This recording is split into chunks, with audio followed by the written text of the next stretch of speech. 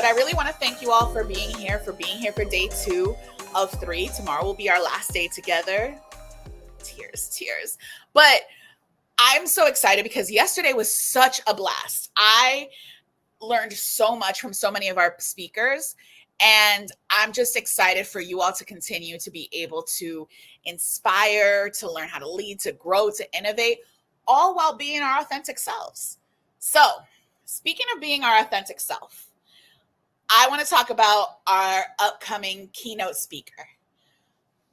Today, y'all are going to be able to hear from Pavel Martinez, who's the founder and CEO of Plural.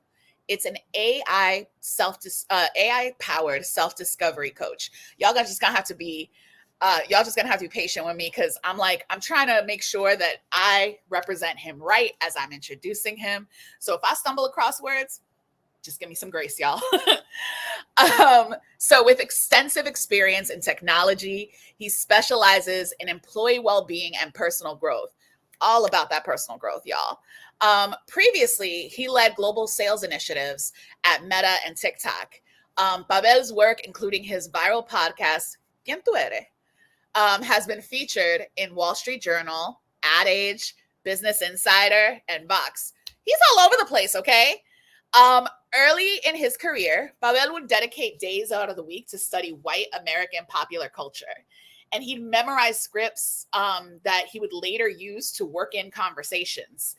The assimilation became overwhelming. That code switching is exhausting. And it was at the expense of his identity and his mental health. So as a result, Pavel's mission in life became empowering authenticity through his startup Plural. So if Pavel's in the space, hey, how you doing, Pavel? Hey, what's up? Can you hear me? Yeah, I can hear you. Oh, nice. What's up, y'all? What's up? I was just introducing you and all of the work you've been doing around authenticity. And so I'm going to pass over the mic to you, Pavel, so we can learn all about redefining professionalism. Love it. Do we want to jump right into it, or do we want to give people a few minutes? Because it starts at 1:10, right? Or 9:10 you're in? Yeah, we can. If you want, we can jump right into it, or we can have a little. What brings you here today, Pavel? What are you excited about? How long have you known about Techqueria? Tell me. Oh, okay, yeah, and also happy to start as well. Just want to make sure that. I've known about Techqueria since I've been in tech.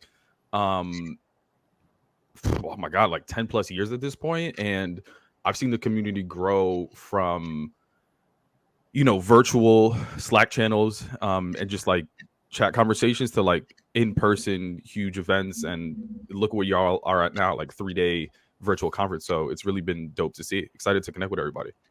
I'm so excited to have you here and so excited to hear what you're going to share with the community. So I'm going to jump off and let you get started. Sounds good. What's up, everybody?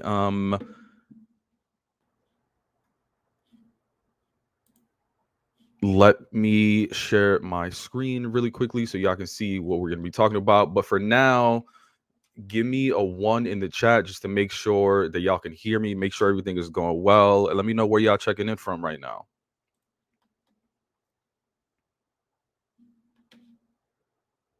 All right, now Brooklyn, let's go. I love it. All right, let me share my screen. Sorry, y'all. Sorry. Houston, Berkeley, NYC. Let's go. All right, now as we get started, and this is interactive, y'all. So I have screen on the side to make sure that I am seeing the comments that are coming in, as well as there are points in the show, in this presentation, where I need your feedback in order to move forward to the next section. Okay, so let me ask y'all a quick question. How do you know when you're dreaming big enough? And as y'all put answers in the chat, shout out to everybody that's here. Most of the time, people say, well, I think you're dreaming big enough when this idea starts to like scare you. It almost makes you uncomfortable of the idea that you're actually going to make this dream a reality. That's what most people tell me. Now, the more that I do the work that I've been doing, I've realized that it's actually when you see people are starting to say when it makes you feel a bit uncomfortable. Yeah. What I've realized is actually, you're dreaming big enough when it makes other people uncomfortable. When other people hear it and they're like, you're crazy if you think you can do that, right? Have you ever shared your idea or your dream with somebody and they're like, you think you can do that? Like when I talk about this idea of redefining professionalism, which is my mission, my goal in life, people laugh at me. People literally tell me that I'm delusional and that I'm living in a fantasy land. So I don't care what y'all take away from this presentation. The one thing that I'm trying to convince y'all is that I'm not crazy. And this idea of redefining professionalism is possible. Now, before I can do that, we're going to play a quick game. Now, I'm going to put up pictures of celebrities, people that have been in the news as of recently, and I just need you to answer a simple question. Do they look unprofessional? Right? Not if they're celebrities, not if they're musicians, but if they worked at your organization, would you consider them unprofessional? So we're going to start off with Katy Perry. Bright pink hair, bright pink lipstick, studded leather jacket. I mean, what do y'all think?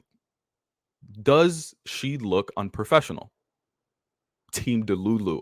People are loving the mission. I'm seeing all the comments, y'all. I'm seeing all the comments. As some more comments come in, I'll tell you what people tell me on social media when I ask this same question. And these videos have gone absolutely viral. People ask a lot of qualifying questions. They're like, well, who is she presenting to? Is she behind the scenes? Is she in IT? And people are starting to say, well, it depends. Is she a nonprofit? Right? Like all of these sort of questions people are starting to ask. You see, people are even saying, definitely outside of the professional norm, depends on the industry, right? Okay. What about this one? This is a news anchor in New Zealand. First news anchor that ever had permanent ink on her face displayed on a live TV segment. Now, in the States, we would call this a face tattoo, probably. But in New Zealand, a lot of the indigenous communities have permanent ink displayed on their face. Now, again, ask you a question. Is it unprofessional? This is what a lot of people say. People say, well, it's part of the culture. Essentially, like, let's give her a pass. And on social media, people say, well, it's part of the culture. Let's give her a pass. As long as they don't look like one of those rappers. Word for word, someone said. All right, now, listen, I'm not a tattoo artist, but I would assume that some of these things aren't cultural, right? Just a crown, honcho next to the ear. What about the studded glasses? He's got locks, the grill. What would you say? Unprofessional? Yes or no? And a lot of people are saying, well, again, it depends. It depends. Face tattoo depends on the market, right? All of these sort of things people are saying are like, depends, situational, blah, blah, blah, right? The whole point of this exercise is for you to realize that we're all a little bit biased. All of us, right? Like there are certain things that we're going to pick out based on each one of those pictures that are just like, well, that makes me uncomfortable. Well, it wouldn't make me uncomfortable if he or she was in entertainment or in nonprofit or behind the scenes. If they were in sales, right? Now, all these sort of biases, they're just in our heads, right? And the guy up here talking about redefining professionalism is biased. I am too. In fact, when I go to a coffee shop and the barista doesn't look like Post Malone or Jelly Roll, I'm getting out of there. Because I'm accustomed, in my head, I'm like, well, that's what baristas that make really good latte art look like. I've never seen a barista, the short little Latina lady that looks like my mom, make a good latte. I've never seen that, right? But that's not true. In fact, the machine does most of the work. Like, but in my head, if I walk into a coffee shop and I see this short little Latina lady that looks like my mom making lattes, she's like, "What do you order?" I'm like, "Nothing. I'm going to the next one." Right? But that's the thing. We all have these preconceived notions around what professionalism is. But when you look at the definition, it is defined as the competence or skill expected of a professional. Okay? It has nothing, absolutely nothing to do with how you look. Yeah, again, we all have these ideas in our heads around what it is. So when we look at somebody like Quavo, for example, right? And we say he looks unprofessional. What we're really saying is that we don't believe, based on his appearance, that someone that looks like him has the necessary skill and competence expected for the role. That's what we're saying. What we should be saying is like, I feel uncomfortable with your lifestyle choices, and I'm nervous about you presenting on behalf of the company or this team. That's what we're really saying, right? But it's so easy to point at someone else and say that they have to change, right? It's a lot more difficult to point out ourselves and ask, why do I feel uncomfortable with a face tattoo, with curly hair, with sneakers, with this or with that, all these sort of things? Well, the reason, one of those things, is because if you look up the word professionalism, you'll see a lot of images that look like white men in suits. And these images in the media, which we continue to portray, have a huge impact on us and how we show up at work. In fact, 3 out of 4 Latinos at work fake it, hide who they are, essentially assimilate to white popular American culture. 76%. That's damn near 8 out of 10 of y'all. So if we were in a room and it's not the people to the right, to the left, behind, or in front of you, it's probably you. And the crazy thing is that a lot of people don't even realize that they're faking it, right? It's funny. Everyone's laughing at my mom. My mom understands. Yeah. And this is really important, right? Because there's this idea that a lot of y'all are holding on to around like, listen, Pavel, I've been faking it. Yeah. But I'm doing that until I get to my senior exec role. And at that point, I'll stop faking it. Right? Not true. In fact, there's data out there very similar that says even C-suite executives and senior managers cover up at work. And this data is not specific to Latinos. This is everybody. So imagine C-suite executives, if this is the baseline, around 7 out of 10, add on top that you're a woman, add on top of you're a woman of color, add on top of you're a woman of color who is LGBTQ+, right? Like, add in all of these other identities where you're more and more isolated and less people look like you. Come on, right? Now, the challenge is that when we talk about these situations, like, I dare you to look up any of these studies. They're often highlighting these stats, but you don't know who's behind them. It's often like, Latina executive said, Black executive said. We rarely put a face and a name to some of these stories. So today you're going to hear about some of these. By the way, comment, 100% assimilated as a kid. Another one, a lot of our bias is unconscious too. So naming it is a step in getting past it to move away from it. 100%. It's all based on our life experiences. But let's get into some real life examples, right? Because sometimes you hear these stats and you're like, who are those people, right? Anyone know who this is? I'll give you his DJ name for now. DJ D Soul, one of the most powerful businessmen in the world. Head CEO of Goldman Sachs. Now, this man speaks. Is it the banker dude? Yes, that is a banker dude. But listen, this man speaks, gives an opinion on the market. Whole financial markets move, right? Now, he was a DJ for a long time, up until the board of directors found out and told him, listen, you have a choice, David. You can either be the CEO or a DJ. I don't want you doing both. This isn't the idea of what I think a CEO should look like. These days, he's no longer a CEO. He gave up this passion of his for this job opportunity. What about this one? Mark Pritchard. He's the chief brand officer at Procter & Gamble. He hid the fact he was Mexican his entire career up until a few years ago. So this is real in the sense that if some of the most powerful businessmen in the world, white presenting businessmen in the world, hide who they are, imagine the VPs, the directors, the managers, the individual contributors, the interns, and how difficult that is for us as well. Now, it often starts for us with how we dress. So I'll ask you a simple question, right? How many of y'all to this day have a separate work and personal closet? You know what I'm talking about, right?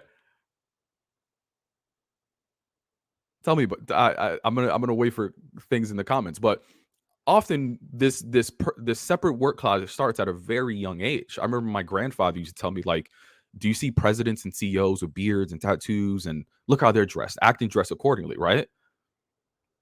So that's what we do. We walk into work the first day and we look around, we do that eye test, and we're like, shit, how are they dressed? Okay. Like, I used to use my manager as a mannequin. I was like, I'm buying that whole outfit, head to toe, every different color, right? Now, about the separate work and personal closet, tell me, is that something you want to do? Is it something you're mandated to do? Because oftentimes we don't even know the rules of the organization. What we do is we just look around and we just assume that we have to show up a certain way, right? Look at this. Mine are starting to blend. I add fun earrings to work and usually wear those day to day. But isn't that crazy? Isn't that wild? The fact that, like, from head to toe, we're like, oh, but I have earrings that are cool. I have earrings that are fun and they make me feel like, what about the rest of the outfit?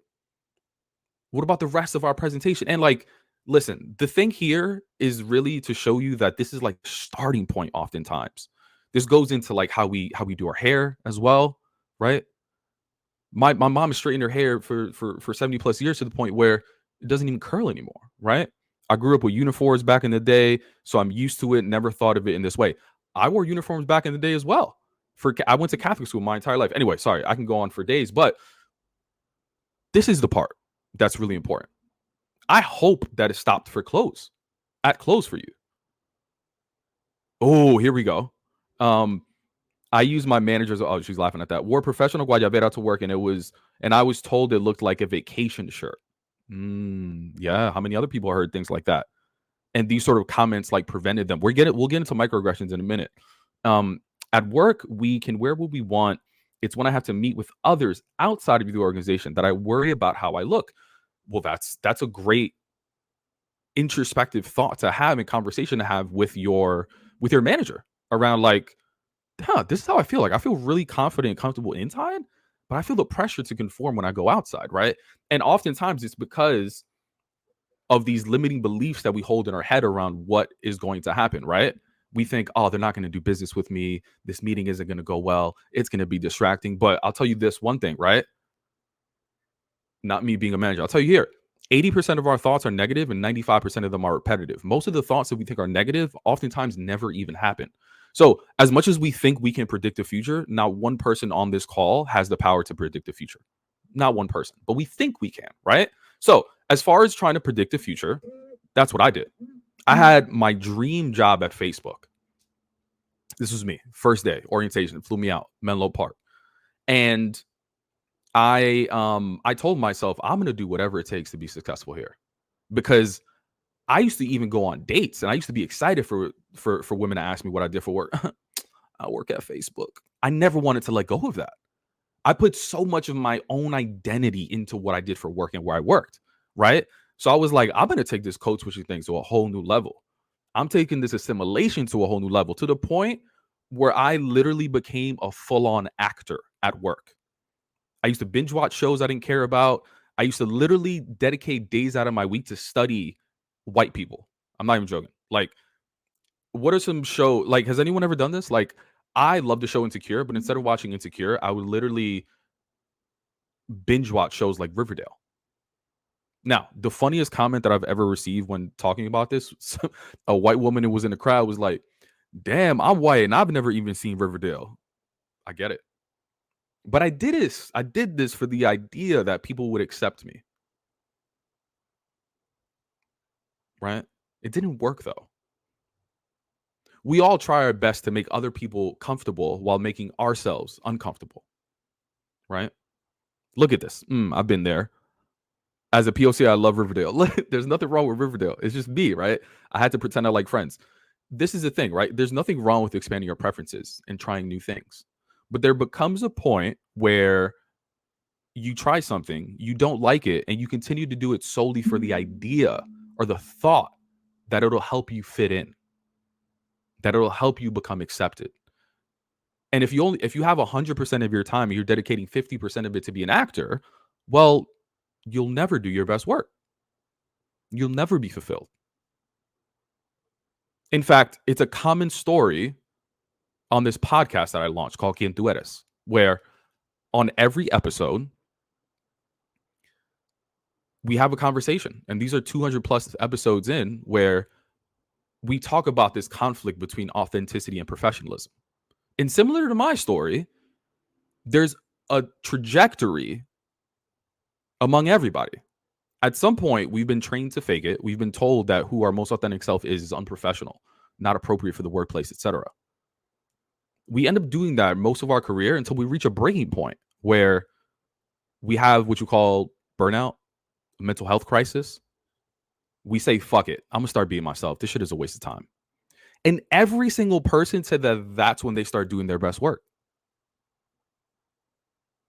You're literally holding back your career because you're spending so much time being an actor.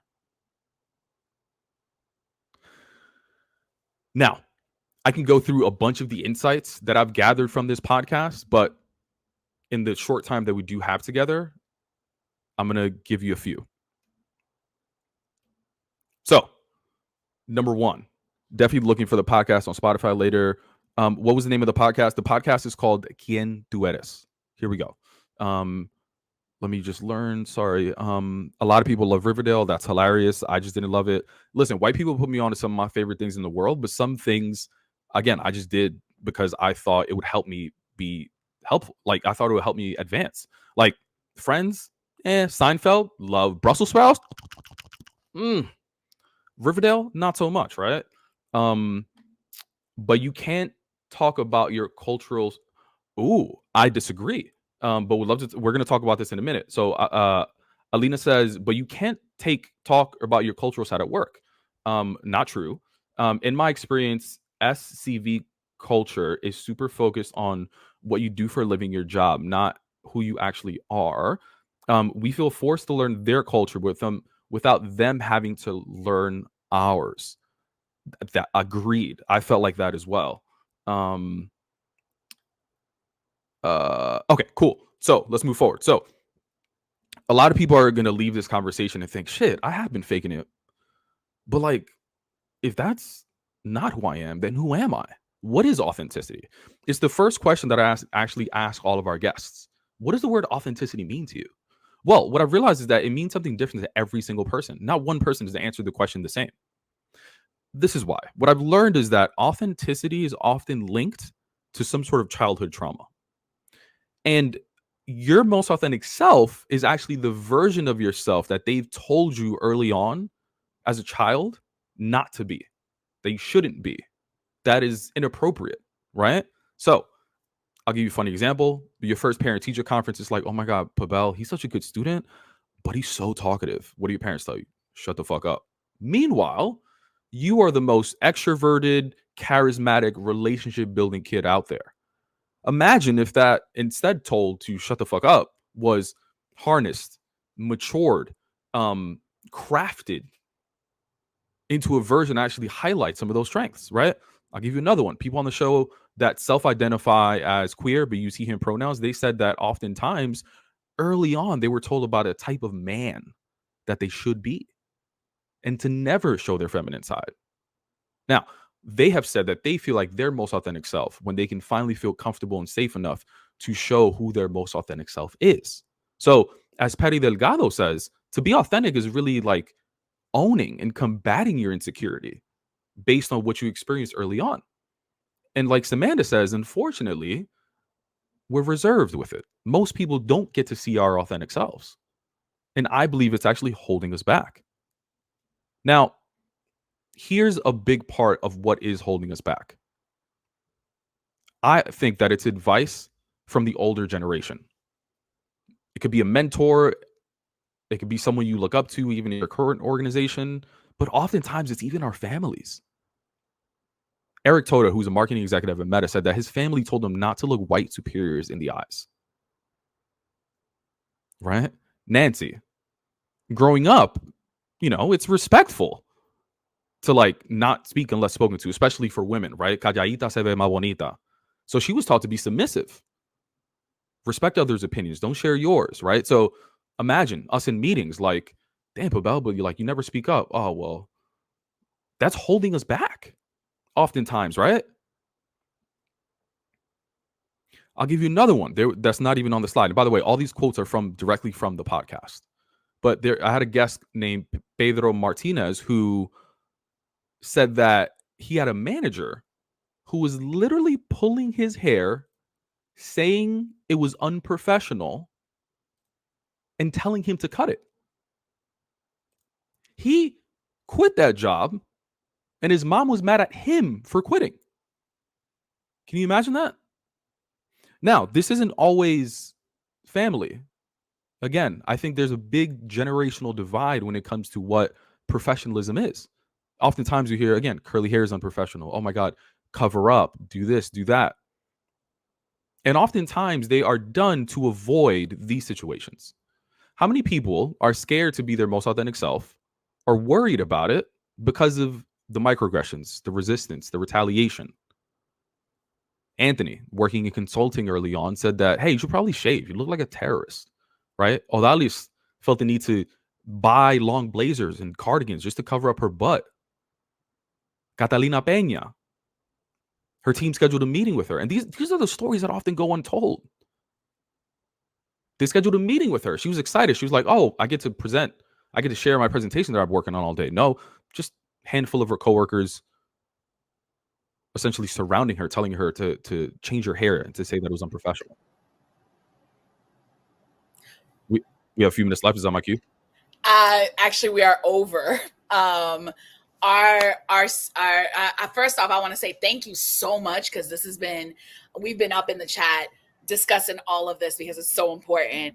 But our sessions are open, so I just wanted to make sure we wrap up for the other speakers. Yeah. I'll wrap up. Sorry. So y'all know that's gonna happen. So listen, some of y'all are gonna leave this and say like, I'm good. I don't really need to do this. But y'all have nieces, nephews, mentees, sons, daughters, people that look up to you. If you don't want to do it for them, if you don't want to do it for yourself, do it for them. Because right now, again, based on the data, 3 out of 4 of y'all are faking it. And the signals that you're showing them is that they need to fake it in order to be successful. Is that what you want to show them? That's all.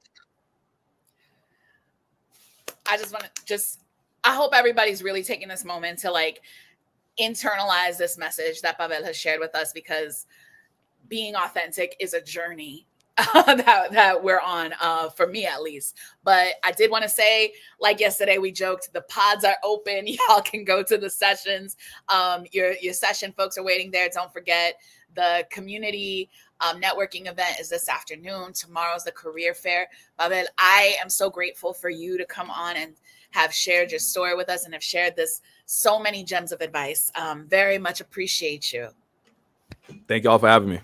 Yeah. All right, y'all. Well, the sessions are open. The folks are waiting for you. And we'll see you soon.